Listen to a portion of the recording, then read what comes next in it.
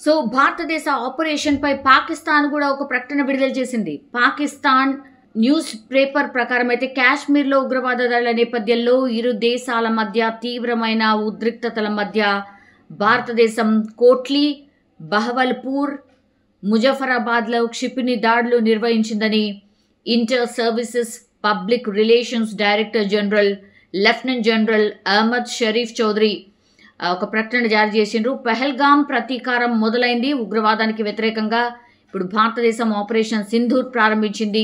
భారత వైమానిక దళం పాకిస్తాన్లోని 9 ప్రదేశాలపై దాడి చేసింది.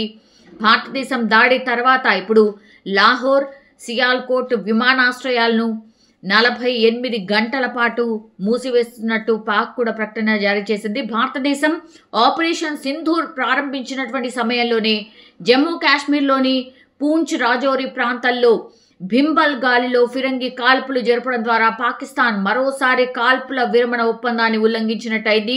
ఈ దుర్మార్గపు చర్యకు భారత సైన్యం తగిన సమాధానం ప్రస్తుతమైతే ఇస్తున్న పరిస్థితి అయితే కనిపిస్తోంది. ఇది as of now situation. Actually ఏ ప్రదేశాలను పూర్తిగా ఒక టార్గెట్గా వెళ్తోంది అనేది కూడా ఆపరేషన్ సింధూర్ను ప్రధానమంత్రి నరేంద్ర మోడీ కూడా ప్రత్యక్షంగా పర్యవేక్షిస్తున్న పరిస్థితి. పాకిస్తాన్లోని 9 ఉగ్రవాద స్థావరాలను సైన్యం విజయవంతంగా ధ్వంసం చేసేసింది. భారత్ మెరుపుదాడుల నేపథ్యంలోని పాక్ సైన్యం సరిహద్దుల వెంబడి కాల్పులు జరుపుతోంది.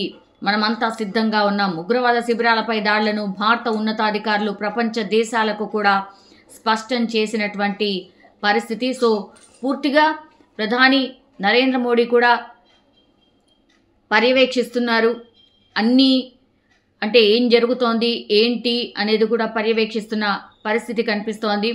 అయితే ఈ దాడి కూడా మంగళవారం అర్ధరాత్రి 1:44 ప్రాంతంలో ఆపరేషన్ సింధూర్ పేరుతో పాకిస్తాన్లోని ఉగ్ర స్థావరాలపై భారత సైన్యం మెరుపుదాడులు స్టార్ట్ చేసింది. ఇందులో భారత ఆర్మీ, ఎయిర్ ఫోర్స్, నేవీ బలగాలు పూర్తిగా అన్ని కూడా ఈ దాడిని నిర్వహించాయి. మిసైళ్లతో లక్ష్యాలపై విరుచుకుపడ్డాం. పాక్ ఆక్రమిత కాశ్మీర్తో పాటుగా పాకిస్తాన్లోని ఉగ్ర మౌలిక సదుపాయాలను పూర్తిగా ధ్వంసం చేసేశాం. భారత్పై సీమాంతర ఉగ్రవాదులకు కుట్ర పన్నినట్టు భావిస్తున్న మొత్తం 9 స్థావరాలపై ఆర్మీ దాడులు చేపట్టిన పరిస్థితి అయితే కనిపిస్తోంది. సో ఆపరేషన్ సింధూర్ అనంతరం భారత్ మాతాకి జై పేరుతో పలువురు చాలామంది కేంద్ర మంత్రులు, ప్రముఖులు సోషల్ మీడియాలో పూర్తిగా పోస్టులు పెడుతున్న పరిస్థితి. ఎస్, ఆపరేషన్ సింధూర్ నిజంగా ఇది సక్సెస్. మనకు తెలుసు 26 మంది అమాయకులను ఎప్పుడైతే జమ్మూ కాశ్మీర్లో ఉగ్రవాదులు చంపారో అప్పటి నుంచి కూడా ప్రతీకారంతో రగిలిపోతోంది భారతదేశం. సో ఒక రకంగా న్యాయం జరిగింది అనుకోవచ్చు ఈ ఇన్సిడెంట్ తర్వాత.